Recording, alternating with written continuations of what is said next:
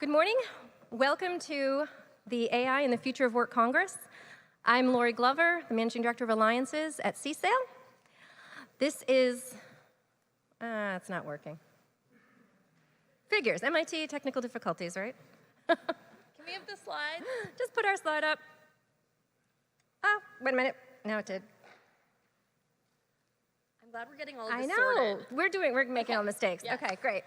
All right, so this is our third year doing this conference in partnership with IDE, the Institute for the Digital Economy, and the MIT's Work of the Future Task Force as well. We started this Congress 3 years ago to bring together industry and in education and government and all kinds of people to have a dialogue, a thoughtful dialogue on how AI's impact on the future of work. In the past 3 years, there's been a lot of advances and changes, and I'll just point to a PwC study recently that says 3% of the jobs will be impacted in the near future, but there's also the opportunity to have, what is it, $5 trillion in potential new jobs and impact to the economy. So there's a lot to still talk about, and we welcome you and thank you for joining us in this conversation. Today, we're going to have a couple of panels and fireside chats that are going to discuss a number of different things, like the technology impact, the job skills that are needed, inclusion, and even policy issues that are related to this. So again, thank you for coming, and welcome to our Congress. I'm going to now turn it over to Christy Coe, who's Associate Director of IDE, who's going to walk you through some of the logistics about the badges and other things. So, Christy. Thanks, Lori. Just to give you some logistical directions for how to get the most out of today. Last year, we heard from our audience that they really wanted the opportunity to network with their fellow audience members, and they wanted to know who was in the room with them. So we've teamed up with our partners at Click to bring you this more digital event experience. Click actually has two pieces. The first is the event app called Click, which you can download from the App Store, both Android and Apple. And this takes like seconds to set up your profile. You can link it to your LinkedIn. It's very simple to do. The event app has several key functionalities. You can find the most up-to-date version of the agenda on that Click app. You can also see, you can leave session feedback, which we encourage you to do. You can create a personal schedule if you want to add meetings for your own calendar today. You can read all of the speaker bios. The app itself will also provide you with people it thinks that you might be interested in connecting with, and you can actually connect with them directly through the app. You can also find our access to our online Q&A. So the second piece of this is you're all wearing these smart badges. These badges are linked to your online profile, and this makes it so you can seamlessly connect with the people that you meet with here today. So as kind of an exercise to make sure that we know how to use this, I'm going to ask you to maybe turn to the person next to you and hold the bottom of your badges next to each other. Press, hold, and release, just like this. And you blink green. And they're blinking green. That means that the exchange has taken place. Yeah? Working? Okay, it'll blink green when the exchange has taken place. So that's your first contact. Very simple to use. And we encourage you to talk more with everybody that you meet here today. So this badge also is going to let you download materials for the event today. So out in the lobby, you'll find e-brochures, you'll find articles, you may find research briefs that you're interested in. You don't need to take all of those things home in paper. You can actually go ahead and use your badge to link that to your profile, and you can take all of those e-materials home with you digitally. So the other thing that these badges are going to do is they're going to let you know when it's time to come back for the next session. And the way they're going to do that is by lighting up, and they'll be flashing. So when you see everybody's badge flashing, that means it's time to get back into the auditorium. So can our friends from Click light up our badges? Everyone blinking? Yep. Yes. Okay, awesome. All right. On the Q&A. So we really encourage you to submit your questions. You can also use the mics that we're going to have in the audience for everybody. So you have two options there. In terms of accessing the online Q&A, you can do that through the Click app. It's very simple to do. If you're in the app, go to the menu on the upper left-hand side and select Slido from the drop-down menu. Make sure that you select the session that we're currently in. You can submit your own questions, or you can see what other questions have been asked and then upvote the ones you think are most interesting. If you prefer just to use a web browser, you can do that as well. All you have to do is go to slido.com and use the event code #MIT Work of the Future. And that's it. So thank you so much.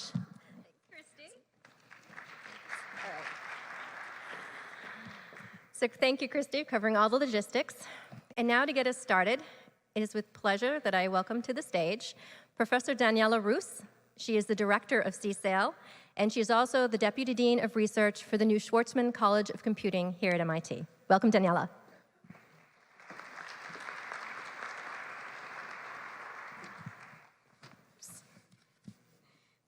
Welcome, everyone. I'm really thrilled to be here to discuss with you AI and the work of the future. Now, this is the third time we've held this event, and even in the past 3 years, this very short time, we've seen major advances in technology and its impact it's having on our lives. Now, whether you've come from near or far, you probably experienced some of those impacts along the way here. If you flew in from Pittsburgh, perhaps you have used the new AI-based system from startup Sensors to check the length of the security lines before heading to the airport or deciding to grab that last-minute coffee. No matter where you came from, Autopilot helped ensure you got here safely. AI is now so effective in aiding pilots that Airbus is even exploring moving to a single pilot flight experience in the next decade. And it's not just the in-flight experience that's benefiting. New automated and AI-augmented systems will soon make lost baggage a thing of the past. If you braved Boston traffic, you may have wished that self-driving cars were a little bit closer to available, although you have benefited from the smarter designs and lower prices enabled by human-bot collaboration on the production lines. If you grabbed a quick burger at McDonald's, perhaps you saw one of their new augmented menus in the drive-thru. These digital signs market different food based on the time of day, the weather, popularity of different times, and even the length of the wait. After you finally picked up a hotel key, all ready for you since you've checked in using the app, maybe you settled down to watch a new movie that was streaming automatically for you because the system knew what you'd enjoy. A long day got a little bit easier thanks to AI. And these are just a few examples I came up with, not knowing anything about the industry and your specific job. Dig into every industry, every job type, and you'll find dozens of ways that AI is changing the nature of work. Consider manufacturing. We've all seen photos of robots on manufacturing floors. But what about AI? Well, with new design and simulation tools, product designs can be validated much faster. Sensors on manufacturing lines can feed data into real-time systems that can adjust the machines to minimize defects. Computational design and computational fabrication are reducing the time to new products and enabling customization. But the potential changes are so much bigger than marginal improvements. Tomorrow, we may be working with entirely new molecules and materials. Businesses like Cambridge-based Kibotics,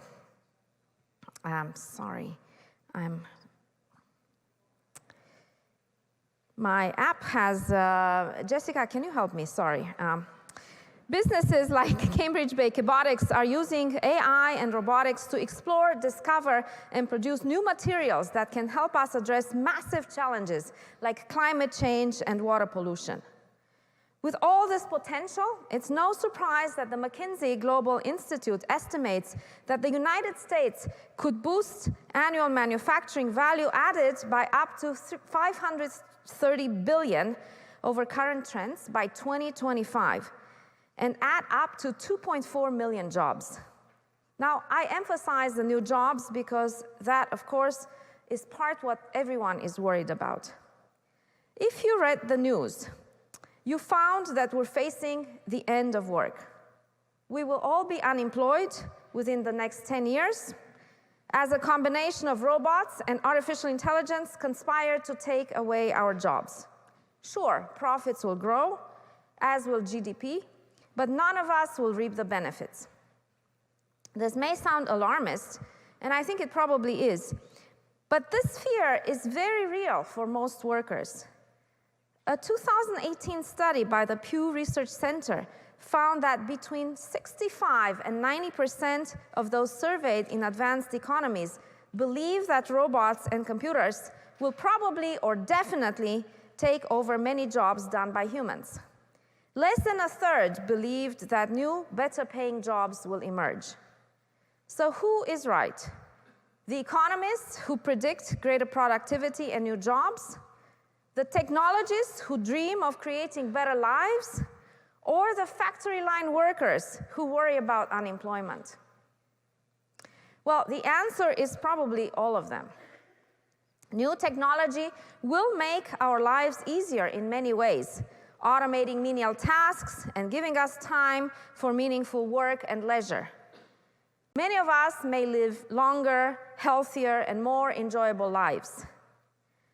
The gains in productivity will boost profits and create new high-paying jobs across many sectors and parts of the world. In fact, the World Economic Forum predicts the creation of 133 million jobs globally over the next 5 years. These are new jobs. All of that is possible, even likely. And yet, it's also true that some of the work done by humans today will be automated, leading to the loss of existing jobs. Research from McKinsey estimates that 45% of the activities individuals are paid to perform today can be automated by adapting current demonstrated technologies. All those activities represent 2 trillion in annual wages. 2 trillion in annual wages. Well, that doesn't mean that 45% of the jobs will be lost. We don't automate jobs, we automate tasks. But as more of a worker's tasks are automated, their job will be refined to focus more on what machines can't do. And ultimately, those jobs will be replaced. So it's both true that new jobs will be created and many existing jobs will be lost. Simple math suggests that as long as the first number is bigger than the second number, we will be all right, right? Well, it's not that simple. People don't move easily from one type of job into another. The skills required for those new high-wage jobs may require years of training. This isn't the first time technology has caused a major restructuring of the workforce. But unlike past eras, digital technology is causing massive polarization in the labor market. Middle-skilled workers will absorb the biggest impacts. Many of these jobs are made up of routine codifiable tasks. Think of jobs in office and administrative support, production and repair occupations, or even sales. As AI continues to improve, it will be able to perform more and more of the tasks currently done in those jobs. The downsides of AI may also be felt most pronouncedly in the developing world. Jeffrey Sachs puts it, developed countries may end up producing at home through automation the goods they used to import from developing countries. The result could be a boost of income for developed countries and deeper impoverishment for developing countries. But while advances in technology may be inevitable, their impacts on the workforce are not. The end of the story depends on the decisions made by government, corporation, educational institutions, all the groups represented here today. Together, we get to decide what the future AI will bring. And I believe with the right investments, it can be a better ending for everyone. Some of those decisions will shape the technology itself. Our best path forward requires humans and machines to work together to make better decisions. Machines offer speed, but people offer empathy and wisdom. We are working hard to advance the science and engineering of AI, and we are making progress. But today's systems remain black boxes, and therefore lack trustworthiness and robustness. We need policies to ensure consumer confidence in how those decisions are made by machines, the fairness of the process, and the quality of the data used to train the systems. Human-machine collaboration requires better machines and humans who know how to leverage those machines. That won't happen without a significant investment in education. I've long believed that digital literacy should be taught alongside the core curriculum in all public schools. Now, if you visit the wealthiest school districts, you'll find new computers and summer coding camps. But travel a few miles away, down the road, and you'll find school districts lacking the resources to teach basic digital literacy. We know that innovation benefits from diversity, yet we don't invest giving all our students a chance at these high-paying jobs. If we want to prevent future work polarization, that needs to change. But it's not enough in training the workforce of tomorrow. We need to get serious about reskilling the workforce of today. And that doesn't mean a 4-year college degree. In the United States, we have more than 1,200 community colleges providing affordable training for about 6 million students. In the future, opportunities exist to deploy innovative programs through these community colleges to support students with services that can speed up the time to degree and boost graduation rates. We also have opportunities to connect these community colleges with employers to design skill programs that are responsive to market demands. And we've already seen some examples. For instance, Google partnering with 25 community colleges to offer students its IT support professional certificate. Or Northern Virginia Community College partnering with Amazon to help students learn about cloud computing in its information systems technology track. These opportunities don't have to be restricted to traditional education. Innovation in online education will make training more affordable and accessible to workers in many different sectors. And work-based learning programs like co-ops and apprenticeships are already thriving in many European countries. These programs combine classroom and work-based learning to prepare workers for higher-paying jobs, for good-paying jobs. As we pursue this retraining, we'll need to focus on areas where machines can't become an easy substitute. Research done at LinkedIn found that 57% of senior leaders believe that soft skills are more important than hard skills. Many companies are looking for people with creativity, persuasion, and collaboration skills. No matter how advanced AI becomes, these are the types of areas where it will struggle to replace people. So let's make sure that these skills find a central place in our retraining efforts. Now, retraining a large percentage of our workforce will require a sizable investment, larger in scale than anything we have seen in generations. But I believe this investment is worth it. However, I believe that we are charting new waters.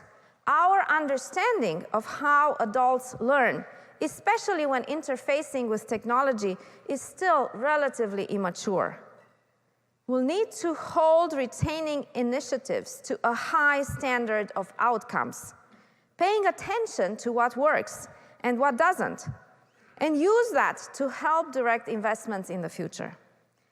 At MIT, we've already began this work by building a framework to bridge the science of learning to actual workplace adult learning.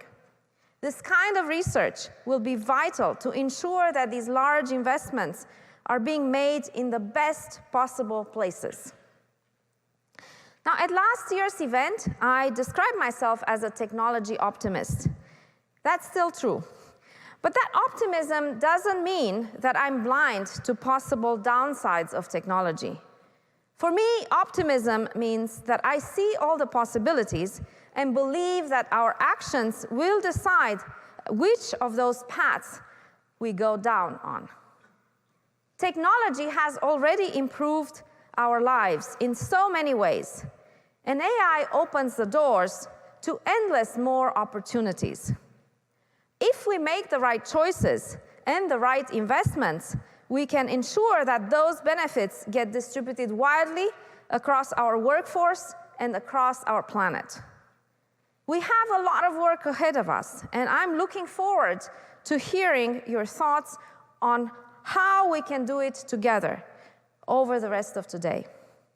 Now, today we have an amazing agenda full of brilliant speakers, covering topics like integrating new technology into work, what inclusive entrepreneurship looks like, strategies to promote human development in this new world, and ways to shape policy and practice to ensure that technological innovation benefits society at large.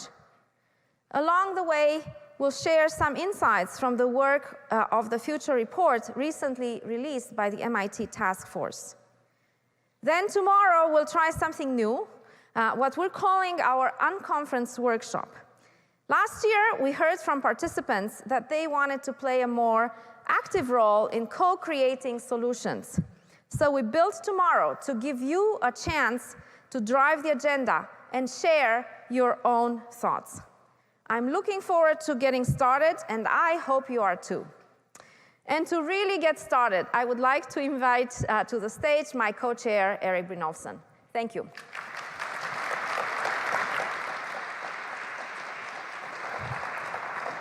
Thanks, Daniela, and I want to add my welcome to Daniela's, to MIT, and to this important Congress focusing on the work of the future. It's the work of the next decade, and it's the work of today, is to understand these pressing challenges. And the MIT Initiative on the Digital Economy, MIT CSAIL, and MIT Work of the Future Task Force have joined forces to try to bring together some of the very best people, including those of you in the audience, to think about these issues and move them forward.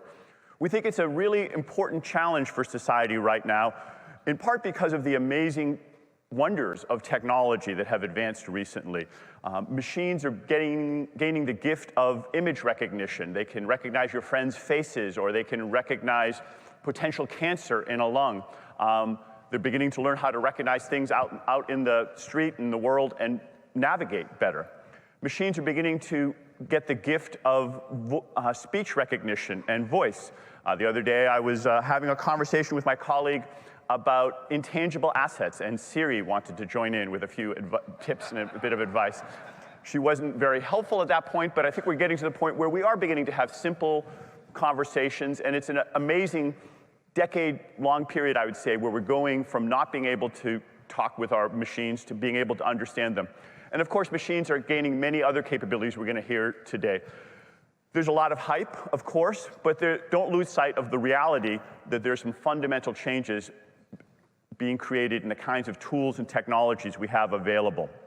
But as Daniela mentioned, there are also some really big challenges. People are rightly worried about privacy and security. They're worried about algorithmic bias that may lock people out of jobs that they deserve, or lock people into prison where they don't deserve, or prevent them from getting credit or other benefits, and even amplify some of our own human prejudices. And perhaps most importantly, people are very worried about jobs.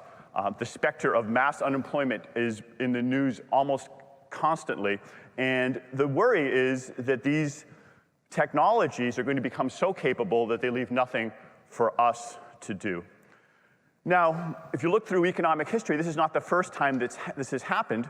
You go back almost exactly 200 years ago, and the Luddites were worried during the Industrial Revolution, what Andrew McAfee and I call the first machine age, when machines were beginning to automate muscle power and routine physical tasks, that they would take away jobs and lead to mass unemployment.